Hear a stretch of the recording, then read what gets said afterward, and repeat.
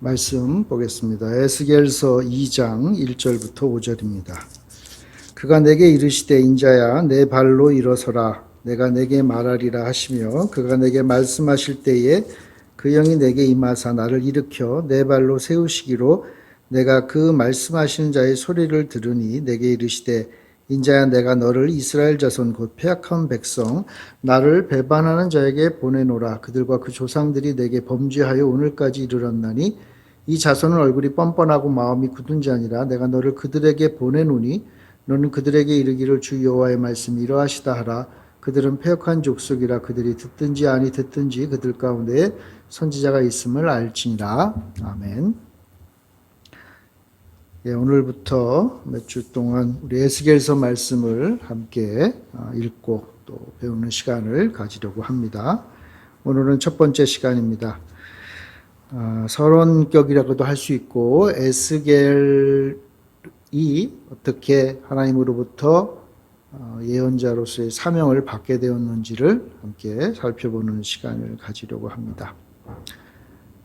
에스겔이 이제 25살이 되었습니다. 바벨론의 느부갓네살 왕에 의해서 유다의 실질적인 마지막 왕 여호야긴과 많은 이스라엘 사람이 바벨론 그발 강가 데라빕이라고 하는 곳으로 포로로 잡혀갔습니다. 그때 에스겔도 같이 갔는데 그때 에스겔의 나이가 25살입니다. 에스겔은 제사장의 아들입니다. 그러니까 예루살렘에 만약 남아 있었다면 5년 후에 제사장으로서의 임무를 시작을 했을 것입니다. 그러니까 에스겔은 제사장이 되기 위한 훈련을 받아왔던 젊은이였죠. 근데 이제 쇠락해가는 나라의 백성이고 이제 부끄럽고 절망적인 포로의 삶을 시작하게 된 것입니다. 그가 머무를 이 데라빕은 홍수로 폐허가 된 언덕이라는 뜻을 가지고 있는데 아마도 그 바벨론의 관리들에 의해서 포로로 잡혀왔던 이스라엘 백성들에게 무작위로 주어진 황무지였을 것으로 생각이 됩니다. 포로로 잡혀오고 또 황무지에서 앞으로 살게 된 것도 문제긴 하지만 정작 그 에스겔이나 포로로 잡혀온 이스라엘 사람들에게 더 큰 문제가 있습니다. 정말 에스겔의 마음을 우울하게 한 문제가 따로 있어요. 그건 뭐냐 하면 이제 예루살렘으로부터 떨어져 나간 것, 그러니까 예루살렘으로부터 이제 분리된 것, 그게 이제 그들의 현재의 모습이라는 것. 이게 사실은 더 무섭고 두려운 것이죠. 예루살렘으로 다시 돌아갈 수 있을까? 돌아가서 그곳에서 하나님 앞에 제사를 드릴 수 있을까? 하나님 앞에 제사 드리지 못하는 이스라엘은 상상을 할 수가 없는 거죠. 게다가 에스겔은요, 제사장이 되어야 되잖아요. 과연 내가 그동안 열심히 준비해왔던 이 일을 내가 과연 할 수 있을까? 내가 예루살렘으로 돌아갈 수 있을까? 내가 그동안 살아왔던 시간이 과연 의미가 있을까? 여호와 하나님은 살아계신가? 살아계신다면 왜 이런 상황을 우리에게 주셨을까? 이것이 25살 청년 에스겔의 고민이었을 것이고 이제 그가 이 데라빕에서 앞으로 5년 동안 날마다 하나님 앞에 물었던 질문의 제목일 것으로 또 기도의 제목일 것으로 생각이 됩니다. 5년이 지났습니다. 그러니까 에스겔이 나이가 이제 30살이 된 거죠. 아마 포로로 잡혀왔던 이스라엘 백성들은 나름대로 적응하면서 살았을 텐데, 근데 이제 바벨론에서의 상황은 뭐 어느 정도 적응되며 사는데 문제는 이 예루살렘 본토의 상황이에요. 예루살렘 이스라엘의 상황이 나아지기는커녕 오히려 굉장히 심각해집니다. 그래서 사실 예루살렘에 에스겔이 계속 있었다면 이제 30이 되어서 제사장이 되어야 될 텐데 현실은 그렇게 쉽지 않았을 것이라고 생각이 돼요. 이제 어쨌건 그런 답답한 상황에 놓여 있어요. 지금 에스겔과 이스라엘이. 근데 바로 그때, 그러니까 에스겔이 나이가 30살이 되었을 때, 포로로 잡혀온 지 5년이 지난 어느 날 그에게 놀라운 일이 벌어지는데 그게 바로 1장 1절부터 3절에 기록된, 그러니까 에스겔서의 시작이 바로 그거죠. 1장 1절부터 3절에 보면 30째 해 넷째 달 초다스에 내가 그발강가 사로잡힌 자 중에 있을 때에 하늘이 열리며 하나님의 모습이 내게 보이니 여호야긴 왕이 사로잡힌 지 5년 그달 초다스라. 갈대아 땅 그발강가에서 여호와의 말씀이 부시의 아들 제사장 나에스겔에게 특별히 임하고 여호와의 권능이 내 위에 있으니라. 이제 하나님은 에스겔을 당신의 말씀을 포로로 잡혀온 이스라엘 백성들에게 전할 예언자로 하나님이 부르십니다. 하늘이 열리고 하나님이 그에게 나타나고 특별히 여호와의 손이 에스겔 위에 임했다라고 표현을 하고 있습니다. 사실 그 에스겔서 1장은 바로 이렇게 에스겔을 예언자로 부른 이후에 보이는, 그래서 일반적으로 보좌 환상이라 그러는데, 하나님께서 마치 왕이 병거를 타고 이 땅에서 백성들 앞에 나타나는 모습처럼 하나님께서 보좌에 앉으셔서 에스겔에게 비추는 그런 환상으로 묘사가 됩니다. 1장 26절에 보면 사람의 모양 이런 표현을 하면서 하나님의 임재가 에스겔에게 임한 것을 나타내죠. 그러니까 이제 에스겔은 하나님을 만났고 하나님의 음성을 듣고 그리고 이제 하나님이 사용하는 예언자가 된 것입니다. 하나님이 이제 예언자로 에스겔을 부르시죠. 땅바닥에 엎드린 에스겔에게 하나님의 영이 임합니다. 영이 매우 강력하게 에스겔을 일으켜 세우고 그에게 말씀하고 그를 들어 올려서 데리고 다니십니다. 그러니까 마치 좀 바람이 불면 풍선이 어떻게 됩니까? 이렇게 바람에 따라 이렇게 왔다 갔다 하잖아요. 날려다니는 거잖아요. 하나님의 영, 사실 그 영이라는 단어가 바람이라는 뜻이기도 하죠. 그러니까 이런 거예요. 하나님의 영이 바람이 불어서 마치 풍선같이 돼버린 에스겔을 이리저리 이제 끌고 다니는 거예요. 그러니까 하나님의 필요한 곳으로 이끌어 가시는 거예요. 마치 바람에 날리는 풍선처럼 에스겔은 하나님이 불러일으켜서 사용을 하시는 장면이죠. 그러니까 에스겔의 생각이나 에스겔의 감정이 또 에스겔의 의지가 중요하지 않아요. 오로지 전적으로 하나님의 뜻에 따라 움직이는 거죠. 사실 그 다른 예언자들을 하나님이 부르실 때는 앞으로 벌어질 상황이나 또는 하나님이 주신 사명에 대해서 하나님이 설명하고 그리고 또 예언자들을 위로하고 격려하는 장면이 많이 나옵니다. 근데 이 에스겔서는 그런 게 다 빠져 있어요. 그럼 하나님이 바람을 훅 불면 에스겔은 그냥 떠다녀요. 심지어는요, 에스겔을 하나님이 부르실 때 에스겔의 이름 대신 인자라고 부릅니다. 인자란 말은 사람의 아들, 바꿔 말하면 사람이란 뜻이에요. 그러니까 사람아 이렇게 부르는 거예요. 그러니까 에스겔이 누군지가 중요하지 않습니다. 중요한 것은 이제 에스겔이 전해야 될 하나님의 말씀 또 그에게 부여된 임무가 중요한 거예요. 그러니까 하나님은 에스겔을 단지 하나님의 말씀을 전하는 스피커로 사용을 하고 계시는 거예요. 그럼 도대체 하나님이 에스겔에게 주신 임무가 무엇일까요? 매우 단순하다고 볼 수 있어요. 먼저 하나님은 에스겔을 포로로 잡혀온 이스라엘 백성들에게만 보냅니다.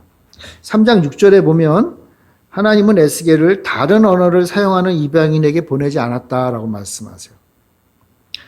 또 11절에 보면 3장 11절에 보면 고향 예루살렘에도 보내지 않았다라고 말씀합니다. 그러니까 포로로 잡혀온, 지금 에스겔과 함께 있는 그 포로로 잡혀온 이스라엘 백성들에게만 전하는 예언자로 사용을 하시는 거예요.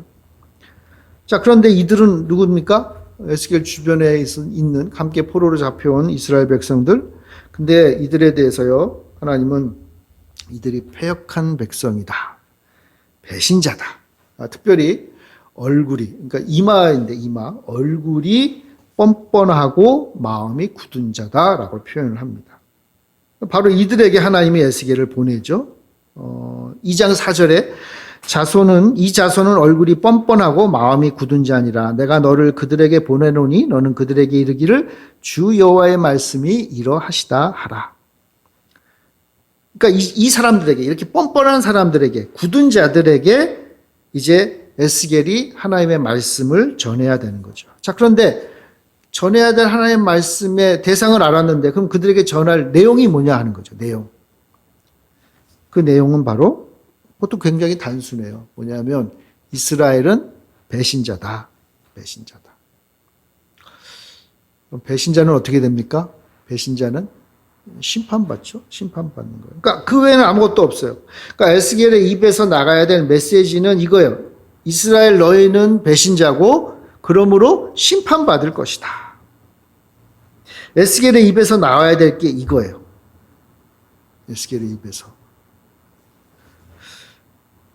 근데 여러분 3장에 보면 굉장히 재미있는 장면이 나오는데 3장 1절에 보면 하나님이 에스겔에게 두루마리를 먹이는 그런 장면이 나와요. 그의 배를 오직 하나의 말씀으로 채웠는데 그곳에 이제 하나의 말씀을 기록하고 그걸 에스겔이 먹게 하는 거죠. 근데 거기 기록된 두루마리에 기록된 내용이 뭐냐? 그게 2장 10절에 나옵니다. 그가 그것을 내 앞에 펴시니 그 안팎에 글이 있는데 그 위에 애가와 애곡과 재앙의 말이 기록되었더라.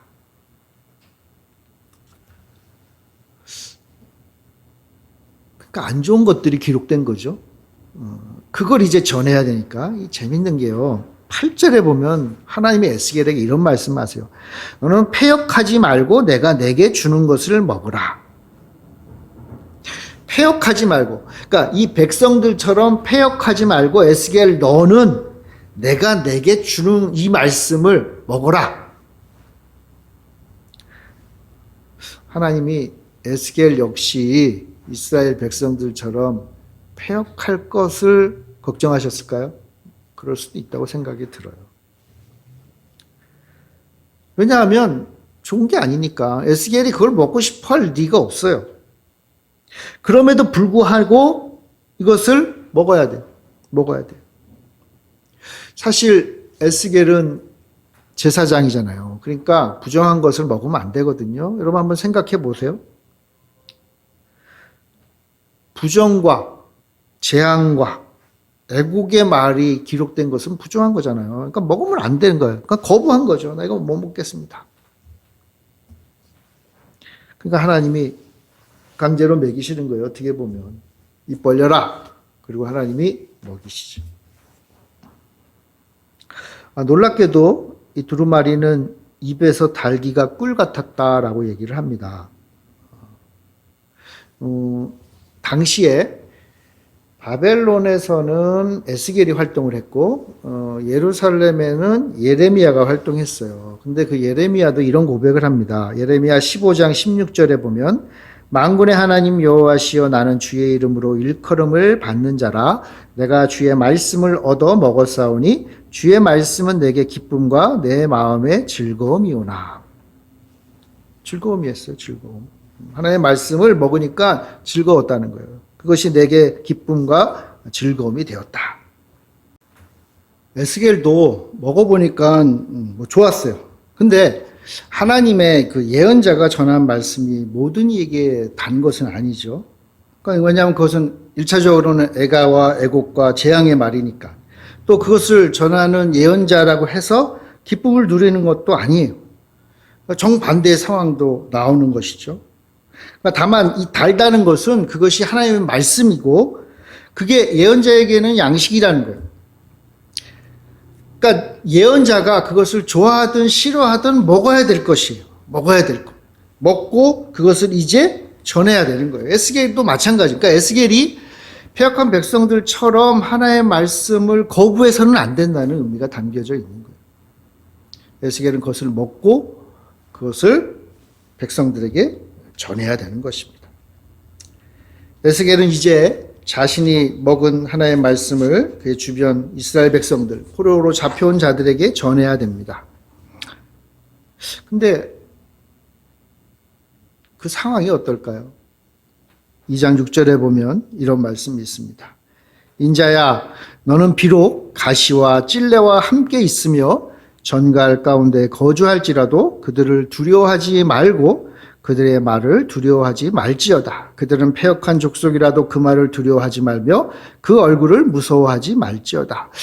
두려워하지 말고 무서워하지 말라는 말씀은 역으로 에스겔이 처한 상황이 두렵고 무섭다는 말이에요. 왜냐하면 그들은 에스겔의 말을 듣지 않거든요. 그들은 얼굴이 뻔뻔하고 마음이 굳은 자로 하나님의 말씀에 동의하지 않아요. 자, 그런데 하나님의 말씀을 듣지도 않는 그들에게 왜 하나님이 굳이 에스겔을 보낼까요? 이 힘든 사역을 에스겔에게 왜 맡기십니까? 여기서 우리는 하나님의 의도를 알 수 있어요. 하나님이 에스겔을 그들에게 보낸 목적이 무엇인가? 하나님이 그들에게 에스겔을 보내서 말씀을 증거한 것은요, 이스라엘의 회복이나 구원을 위한 게 아니에요. 그러니까 너희들은 배신자야, 너희들은 심판받을 것이야 라고 하는 말씀을 듣고 이스라엘이 아이고 이제 그럼 우리는 어떡할까? 그래서 회개하고 돌이켜서 구원받는 게 목적이 아니라는 거예요. 단지 그들에게 너희는 배신자다라는 하나님의 선언을 하기 위함이에요. 그러니까 듣든지 아니 듣든지 하는 거예요. 2장 5절 말씀처럼 그들 가운데 선지자가 있음을 알게 하려는 거예요. 자, 그러니까 증거로 남기는 거예요. 이제 심판의 자리에서 우리는 하나님의 말씀을 듣지도 못하고 잘못했다는 거 얘기도 못 들었는데요. 그런 말을 할까 봐 선지자가 전했던 말씀을 너희들이 거부했다는 것에 대한 증거로 삼기 위해서 에스겔을 보내신 거예요. 참 쉽지 않은 상황이죠. 어려운 상황입니다. 그래서 하나님은 이런 가시와 찔레, 정갈 가운데 거하는 상황을 에스겔이 감당하기 위해서 에스겔에게 필요한 자질을 어떻게 보면 준다고 하실 수 있어요. 3장 8절에 보라, 내가 그들의 얼굴을 마주보도록 내 얼굴을 굳게 하였고 그들의 이마를 마주보도록 내 이마를 굳게 하였으되.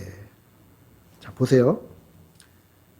이스라엘의 굳은 얼굴을 맞서기 위해서 하나님이 에스겔의 얼굴도 굳게 하고 그들의 이마를 마주보도록 에스겔의 이마 역시 굳게 하신다 그랬어요. 그러니까 눈에는 눈이죠. 여러분, 내가 하나님의 말씀을 전했는데 백성들이 그걸 기쁨으로 받지 않고 막 씩씩대면서 얼굴을 굳게 하면서 노려봐요. 그럼 어떨까요? 위축이 되겠죠. 말씀을 전하는 사람이. 하나님은 에스겔에게 너 그러지 말라는 거예요. 그들이 말씀을 듣고 뻣뻣한 모습으로 서 있으면 너는 더 뻣뻣해져라. 그거예요. 너는 더 굳은 얼굴을 해라. 여러분, 이 말이 무슨 말인가 하면 에스겔이 지금 백성들 앞에 얼굴을 뻣뻣하게 전하는데 사실은 에스겔이 전하는 게 아니에요. 하나님의 얼굴이에요. 그러니까 하나님의 말씀을 전했을 때 백성들이 얼굴이 굳어있죠. 근데 그 얼굴이 굳어있는 백성들이 에스겔을 보잖아요. 근데 에스겔을 볼 때 에스겔의 얼굴이 자기들보다 더 굳어있네. 에스겔이 굳어있는 게 아니라 사실은 하나님이 굳어있는 거예요. 하나님이 이스라엘 백성들을 바라보면서 그런 굳은 마음으로 말씀을 하시는 거예요. 이건 뭐예요? 심판하시겠다는 거죠. 심판하시겠다. 에스겔이란 뜻이 뭐죠, 여러분? 에스겔, 이건 바로 하나님이 강하게 하시고 굳게 하신다는 뜻이에요. 그러니까 에스겔이 해야 될 임무가 이거라는 거예요. 에스겔이 해야 될 임무. 에스겔이 하나님의 말씀을 전할 때 두려워 말고 무서워 말고 그들을 마주 보아야 된다. 자, 그러니까 이게요, 부드러움 가운데 은혜가 오가는 말씀이 증거되는 게 아니죠. 따라서 우리가 한 가지 생각해 볼 수 있는 건 뭐냐 하면, 여러분, 하나님이 에스겔을 당신의 예언자로 부르셨을 때 에스겔의 사역이 성공했느냐 성공하지 않았냐의 기준에 대해서 우리가 알게 된다는 거예요. 하나님은 에스겔을 예언자로 부르실 때 이스라엘이 회복되거나 하나님의 말씀이 온 세상에 전파되는 것을 목적으로 하지 않으셨어요. 오직 하나님의 말씀을 전하는 스피커 역할만 하면 되는 거예요. 그러니까 외적으로 성공했든지 뭐 외적으로 많은 사람들이 에스겔을 따른다든지 이게 아니라는 거예요. 오로지 듣든지 안 듣든지 주 여호와의 말씀을 전하면 되는 거예요. 어떻게? 뻣뻣하게라도 하나님의 말씀을 전하면 되는 거예요. 그러니까 에스겔의 성공의 어떤 기준은 외적인 숫자나 또는 사역의 효율성으로 파악할 수 없다는 거예요. 하나님의 말씀을 전하는 이 뻣뻣한, 어떻게 보면 참 저주와 재앙의 말을 잘 전하면 에스겔은 하나님 주신 사명을 잘 감당하는 거예요. 자, 그러면 여러분, 지금 이게 에스겔이 하나님의 부르심을 받는, 예언자로 부르심을 받는 이 위임식이잖아요. 어떻게 보면. 에스겔이 어땠을까요? 에스겔이 행복했을까요? 하나님이 다시 에스겔을 에스겔의 집으로 이끄십니다. 근데 그때 에스겔의 마음이 14절에 기록이 되어 있어요. 3장 14절, 주의 영이 나를 들어 올려 데리고 가시는데 내가 근심하고 분한 마음으로 가니 여호와의 권능이 힘있게 나를 감동시키시더라. 여호와의 권능이 힘있게 나를 감동시키시더라. 좋은 것 같잖아요. 그죠? 표현이 좋은 것 같아요. 근데 에스겔은 근심하고 분한 마음이었다. 근심하고 분한 마음. 세번역은요, 이것을 괴롭고 분통이 터지는 심령이다 그랬어요. 지금까지 하나님이 에스겔을 이렇게 강하게 붙잡고 이끌어 가시면서 임명을 하셨잖아요. 그 상황에 대해서 에스겔이 지금 화를 내고 있어요. 화를. 행복은커녕 화가 나는 거예요. 화가. 하나님이 나를 풍선에 바람에 날리는 풍선처럼 왔다 갔다 데리고 하면서 당신의 예언자로 삼은 이 과정이 에스겔을 화나게 했어요. 화나게. 에스겔도 만만치 않은 성격 같은데 화가 난 거예요. 지금 하나님이 하시는 걸 보니까. 왜 화가 났을까? 왜? 아마도 에스겔은 자신이 해야 될 이 사역이 이스라엘 백성들에게 인정받지 못하고 힘들고 어려운 것임을 알았을 거라고 생각이 돼요. 근데 사역 자체가 어려워서 지금 에스겔이 화가 난 것도 있겠지만 사실 에스겔을 정말 화나게 하는 건 좀 다른 게 있어요. 여러분, 에스겔의 꿈이 뭐였습니까? 에스겔은 제사장이 되고 싶어 했잖아요. 제사장. 30년 동안 준비한 제사장과는 전혀 다른 길이 그의 앞에 놓여 있는 거예요. 어떻게 보면 하나님이 에스겔을 좀 위로하고 다독거리면서 내가 너와 함께 할 테니까 너무 화내지 말고 잘해봐. 이렇게 해도 할까 말까인데 하나님 그런 것도 없이 그냥 손으로 막 당신의 권능으로 그냥 누르고만 있잖아요. 눌러서 강제로 시키는 거예요. 강제로. 에스겔이 행복할 리가 없죠. 정말 화가 나는 거예요. 여호와의 손길이 어떻게 보면 소름 끼치는 거죠. 싫은 거예요. 저는 에스겔의 마음을 좀 이해합니다. 저 역시 마찬가지니까요. 에스겔처럼 분노하고 슬퍼할 때도 있었어요. 근데 여러분, 하나님의 일을 하기 위해선 이 분노를 계속 가지고 있으면 안 돼요. 이걸 풀어야죠. 이 분노를 풀어야 돼요. 방향을 바꿔야 돼요. 근데 그것을 위해서 시간이 필요해요. 에스겔은 집으로 돌아온 다음에 일주일 동안 두려워 떨며 지냈다 그랬어요. 고독 가운데. 이 주변에 사람들이 있지만 뭐 어디 산속에 들어간 거 아니고요. 사람들과 같이 살면서도 그 대신 고독 가운데 충격 속에 일주일을 보내게 돼요. 두려워 떨며 충격과 공포 속에서 하나님이 주신 사명과 자신의 꿈을 포기해야 될 것에 대한 이런 상황들, 그 안에서 생기는 이 분노를 다스릴 그런 시간이 필요했던 거죠. 여러분, 예레미야도 그랬어요. 여러분, 앞에 예레미야도 하나님의 말씀이 먹을 때 달았다 그랬잖아요. 근데 그 말씀이 바로 다음 구절, 그러니까 예레미야 15장 17절에 이런 말씀이 있어요. 내가 기뻐하는 자의 모임 가운데 앉지 아니하며 즐거워하지도 아니하고 주의 손에 붙들려 홀로 앉았사오니 이는 주께서 분노로 내게 채우셨음이니이다. 예레미야도 똑같았어요. 화가 난 거예요. 화가. 분노. 하나님께 부름받은 사람들은 가족과 친척을 떠나 홀로 앉아있는 시간이 필요한 것 같아요. 에스겔은 일주일이 필요했어요. 일주일 동안 하나님이 자신을 통해 하실 일을 곱씹고 내키지 않는 이 상황을 이해하고 고뇌에 찬 시간을 보내야 됐어요. 하나님의 계획은요, 민족과 자신의 꿈을 포기하는 것이고 사랑하는 동포에게, 가족에게 저주의 메시지를 전하는 것. 하나님의 예언자라고 하는 영광스러운 자리를 가른 것이지만 그럼에도 불구하고 외로움과 반대, 황폐한 삶을 마치 텔아비브 그 황무지와 같은 인생을 사는 것임을 받아들여야 되는 거예요. 다시 말하면 하나님의 영이 내 인생을 마치 풍선처럼 이리저리 하나님 마음대로 하실 것이라는 것을 받아들이는 거예요. 이해하는 그게 필요한 거예요.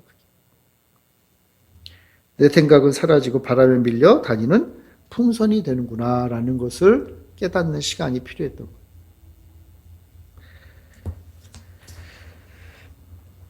예루살렘 성전에서 영광스러운 제사장의 꿈을 꾸던 청년 에스겔이 제사장의 임무를 시작할 수 있을 것으로 생각했던 그 30살에 전혀 생각지도 못했던 하나님의 사명으로 나오게 됩니다.